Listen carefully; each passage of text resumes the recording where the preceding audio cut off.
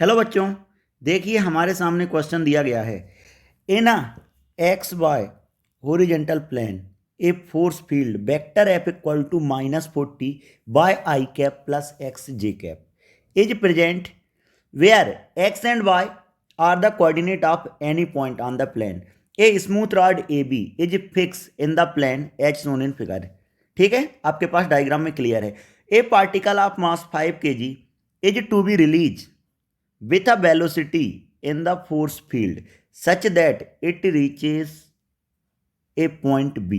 जिससे कि देखिए यहां से आपके पास एक पार्टिकल है जिसका मास 5 kg है, उसको रिलीज किया गया है और वो कहां पे पहुंच रहा है, पॉइंट बी पर आ रहा है। आपको बताना है find the minimum velocity that must be imported along the rod at a such that it reaches to be. आपको बताना है ए पॉइंट पर मिनिमम वेलोसिटी कितना देना पड़ेगा जिससे कि ये बी पॉइंट पर पहुंच जाए।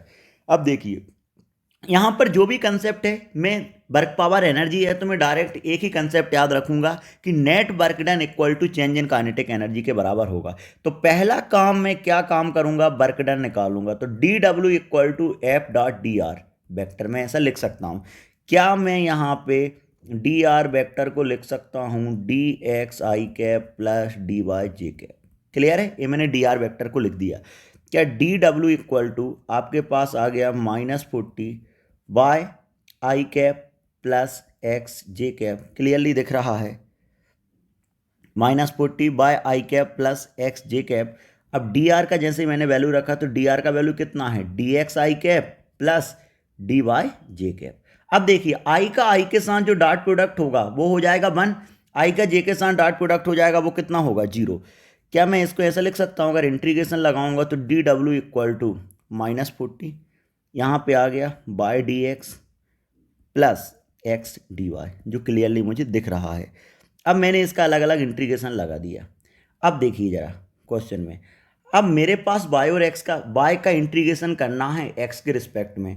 तो मैं एक काम करता हूँ, पहले y का वैल्यू x के फॉर्म में निकालता हूँ और उस वैल्यू को निकालने के लिए मैं क्या इस स्ट्रेट लाइन का फंक्शन लिख सकता हूँ। इसका स्लोप कितना है 45 डिग्री, तो कितना हो जाएगा negative slope y equal to -mx plus c. उसके हिसाब से मैंने स्ट्रेट लाइन का फंक्शन लिख दिया। अब देखिए ज़रा, अगर मैं यहाँ पर बात करता हूँ तो मैं क्या लिखूँगा, -40 y का वैल्यू रखता हूँ तो कितना हो गया 1 - x इंटू डी एक्स। चलेगा। अगर मैंने यहाँ पर x का वैल्यू रखा तो कितना लिख सकता हूँ in terms of y, 1 - y into D Y. अब जैसे ही मैंने इसका इंटीग्रेशन किया तो कितना आ गया -40। अब देखिए x का x minus x square by 2 चलेगा। अगर y के लिए बात करूँ तो y minus Y square by 2, y minus Y square by 2 ये मेरे पास निकल के आ रहा है। y minus Y square by 2, y minus Y square by 2 ये मेरे पास यहाँ पे निकल के आ रहा है। लेकिन मुझे क्वेश्चन में दिया गया है x का वैल्यू कितना लेना है।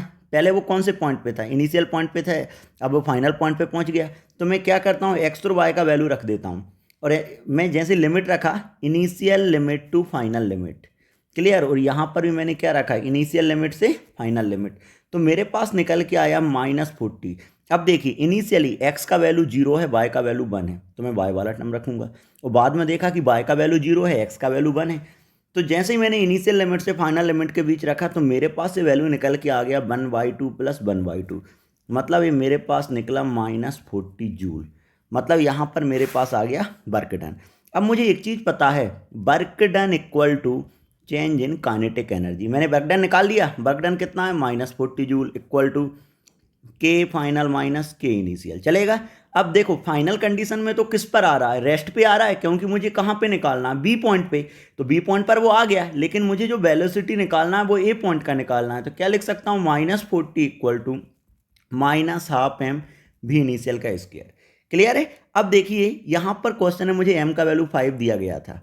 ठीक है, तो 5/2 तो अपन डायरेक्ट लिख सकते हैं। यहाँ पे ए 8 टाइम्स कट हो गया, यहाँ कितना आ गया 16 इक्वल टू भी इनिशियल का स्क्वायर।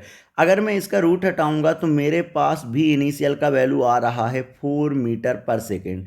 अब जैसा ये 4 मीटर पर सेकेंड आया, अब देखिए ये दिए गए ऑप्शन में मेरे पास 4 मीटर पर सेकेंड दिया गया है ऑप्शन नंबर 4 में। Hope you understand the solution. Thank